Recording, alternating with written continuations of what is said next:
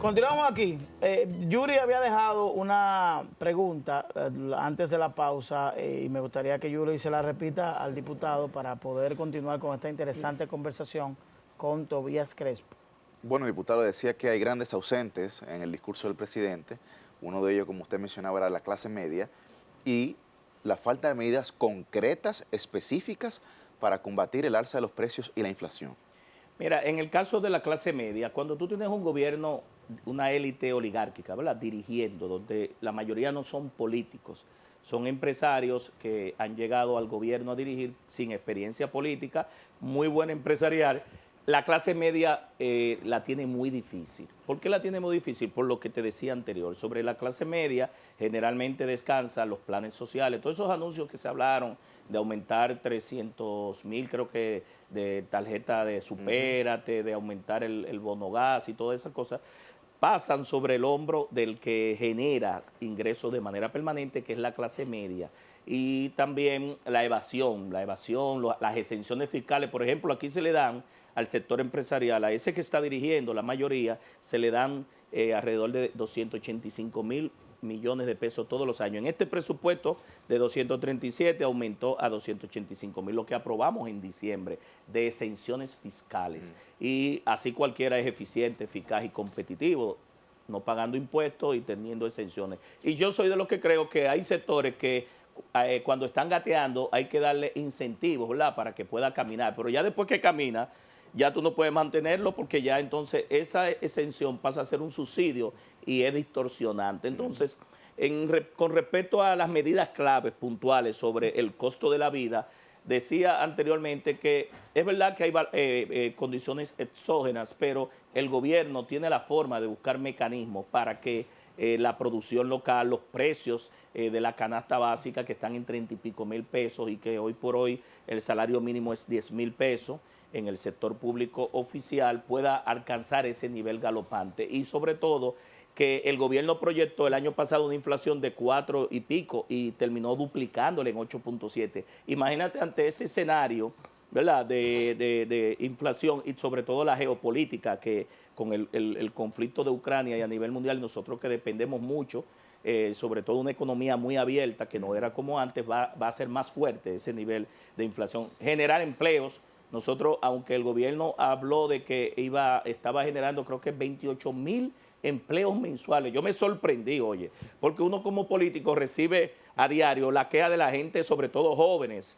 Aquí hay más de 600 y pico mil personas que están buscando empleo, 360,000 ya dejaron de buscarlo porque no han conseguido y 300 y pico siguen buscando. Entonces, esos empleos me imagino que se habrán generado de manera informal o en sectores específicos que en zona franca. Y déjeme decirle que las crisis crean oportunidades para muchos. Aquí hubo sectores que les fue muy bien en la pandemia, las ARS, las clínicas, los laboratorios, porque nosotros tuvimos que soportar la pandemia, las vacunaciones y todo eso. Pero entonces no hubo nada positivo, es decir, de lo que el presidente, bueno, yo vi, dijo, es decir, el gobierno no ha hecho nada positivo. De lo que completó, creo que las 12 casas de acogida. Él habló que tendríamos que nosotros ver si ya están completadas. Él dijo que habían 3 y que habían entregado 12 casas de acogida y que nosotros con el equipo que tenemos de la Fuerza del Pueblo vamos a averiguar si esas 12 ya fueron entregadas, porque cuando analizamos cada una de las obras que él anunció el año pasado y que volvió a anunciar ahora, a nivel de completación están en el piso. Pero tiene que tener algo positivo. Claro. Bueno,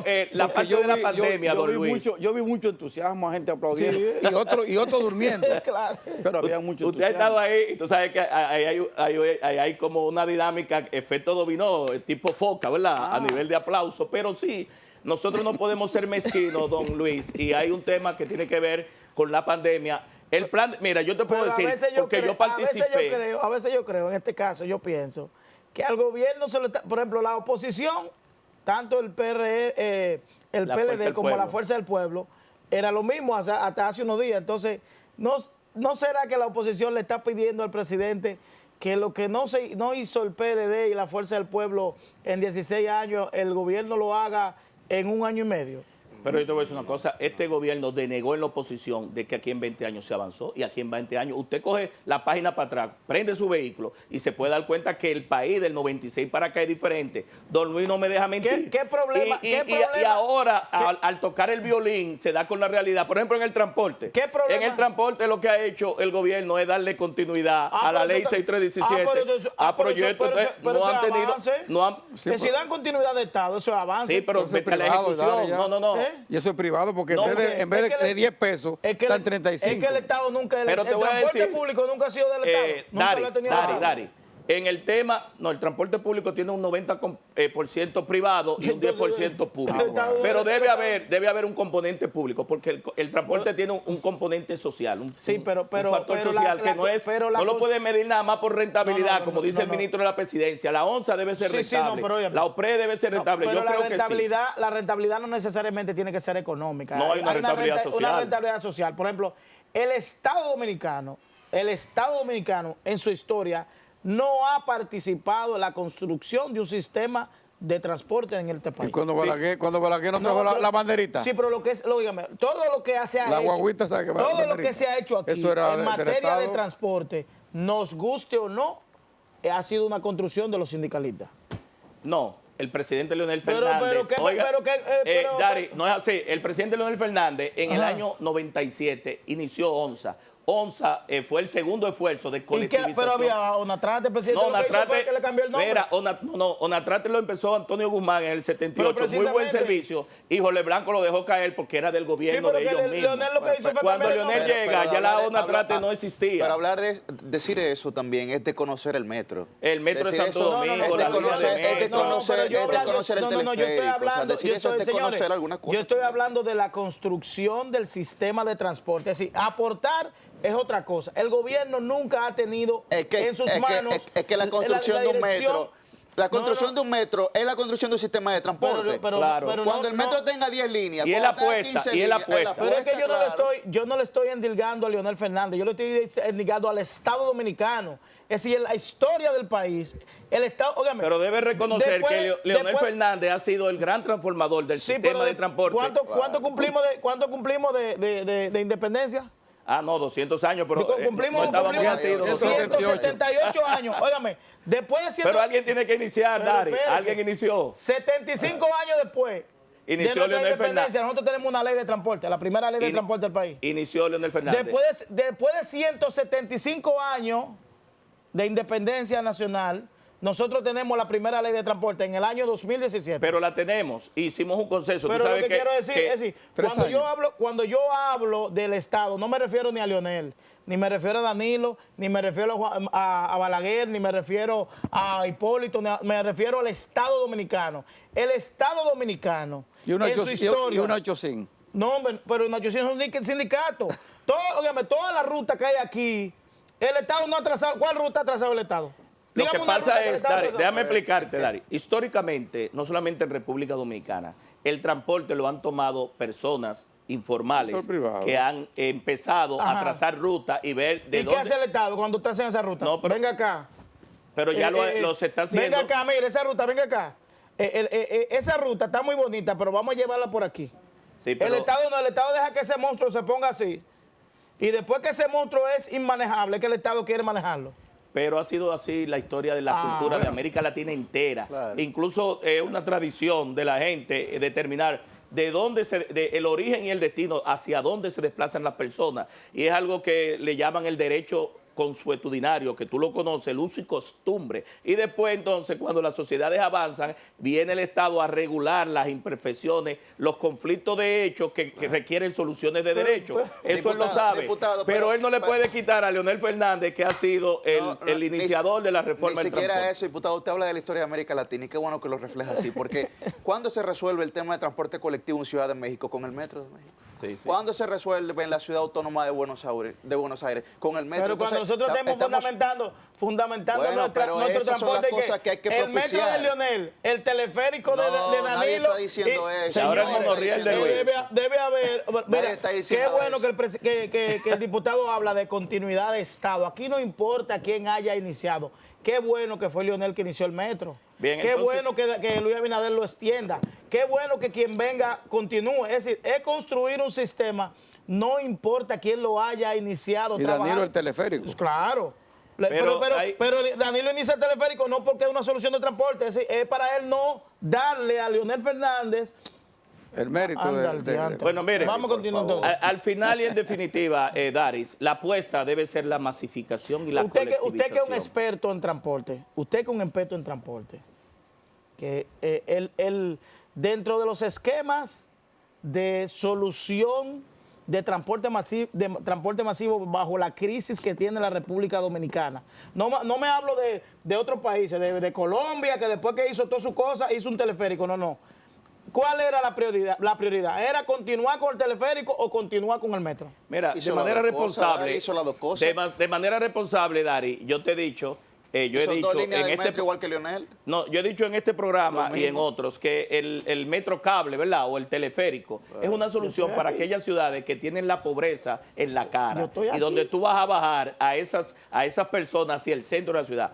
No es el teleférico la solución ideal para la ciudad de República Dominicana, para el distrito y el Gran Santo Domingo. Lo digo de manera responsable, Pero ven acá, porque, señores. por ejemplo, en el caso de Santo Domingo Norte, de donde viene el teleférico, hay más de 7 vías alternas donde los dominicanos pueden bajar a la parte céntrica y al sur. Claro. Pero ya está el teleférico. Por ejemplo, en los Alcarrizos. No lo pueden hacer en 10 minutos, diputado. Dígame. No lo pueden hacer en ninguna de esas 7 vías alternas, no lo hacen en 10 minutos, Sí, diputado. claro que sí. Pero Era el metro que iba. Lo que A él pasa le es, iba el Yuri, metro. lo que pasa es que tú podías ampliar los puentes hacia esa zona, esa Claro. Sabana Perdida, Eso sí. ampliar los carriles, hacer una serie de intervenciones. bien, vamos a seguir Porque hablando de mira, la tú rendición de agarrar, cuentas. Yuri, tú agarrar a una persona, subirlo a una cajita, bajarlo por un cable para llevarlo a un punto de... Porque al final el teleférico es una ruta alimentadora. Claro. ¿De quién? Es una guaguita, Del es una troncal voladora. principal, que es la línea del metro. Entonces, lo que estoy diciendo es que no es que el teleférico no resuelva los problemas, es que no es la solución puntual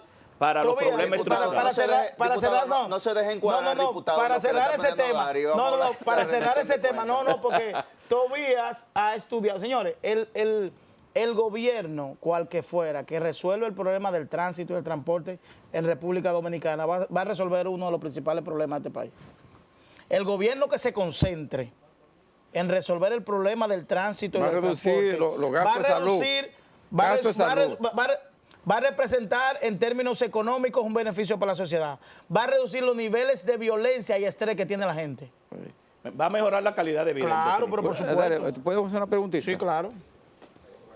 Honorables diputados, diputado Crepo, Yuri contestó que hicieron 2 y 2, o sea que Leonel hizo 2 y Sí, Danilo hizo 2, sí. se dividieron 2 y 2. El discurso para mí fue un discurso ponderado, esperanzador, lleno de mucho entusiasmo. Y recuerde que un presidente que nada más tiene 18 meses, Sí. él todavía puede desarrollar su programa de gobierno.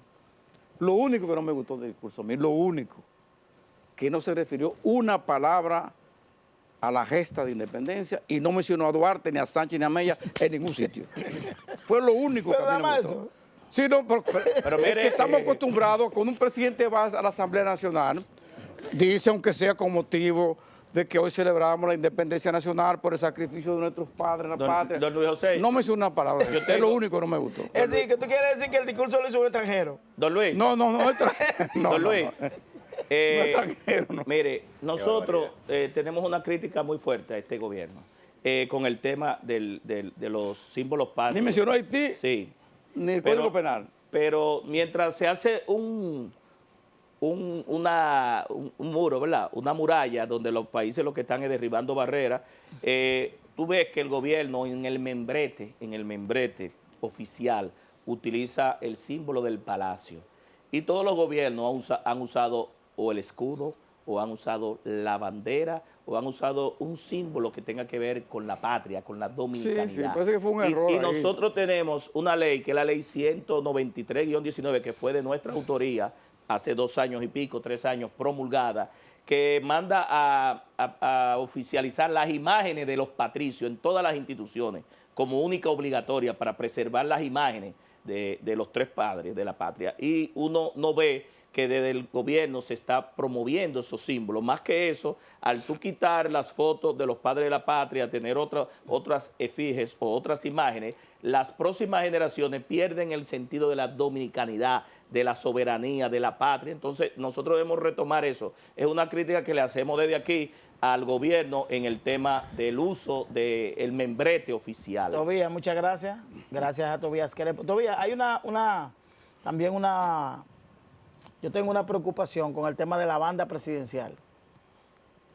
Que la banda presidencial, los presidentes se la llevan para su casa.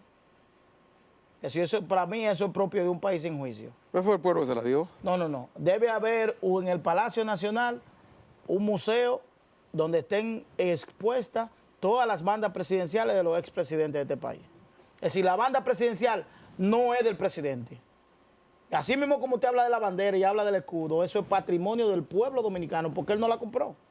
Pero lo que hace la banda presidencial, Dari, desde el punto de vista, porque tú tienes que entender los códigos, es que él tiene la simbología de esos padres de la patria, de la dominicanidad, lo lleva en su pecho para defenderlo. Y se lo lleva para su casa. No, pero yo no creo que ningún presidente se la lleve para su casa, porque al final y en definitiva, el presidente representa las aspiraciones de todos y todas. Las bandas presidenciales, los presidentes se la llevan. Aquí no hay una banda guardada.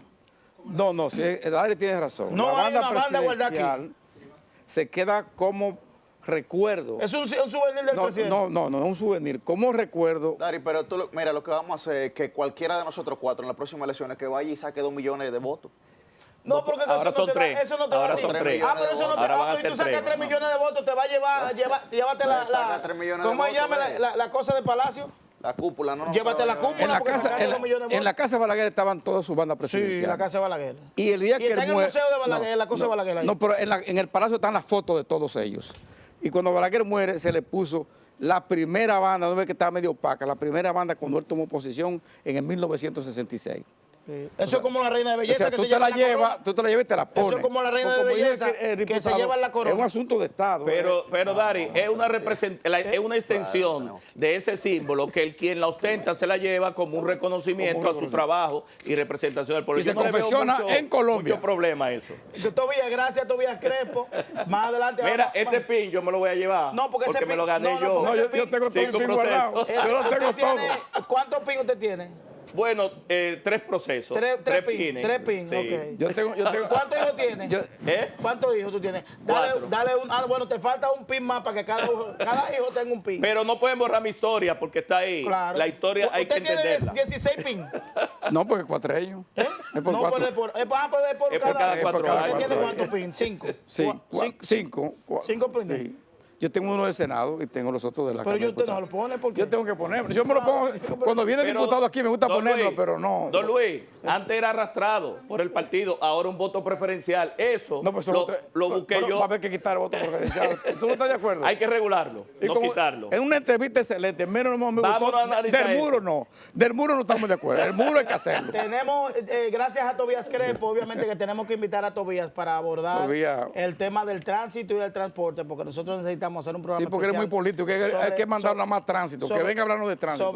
Vamos a hablar sobre eso en una próxima entrega. Hoy y de las tecnologías también, que es mi área. Gracias, Tobías. Ya tenemos aquí en el estudio a Iván Lorenzo, ay mi madre, directamente desde la tierra mía, hermana provincia de Elías Piña. No, de allá, yo soy de allá. Ay, María Santísima. Esperen esto. Vamos a una pausa y volvemos en breve. Estamos analizando el discurso de rendición de cuentas del presidente Luis Abinader. Estoy abriendo la mañana.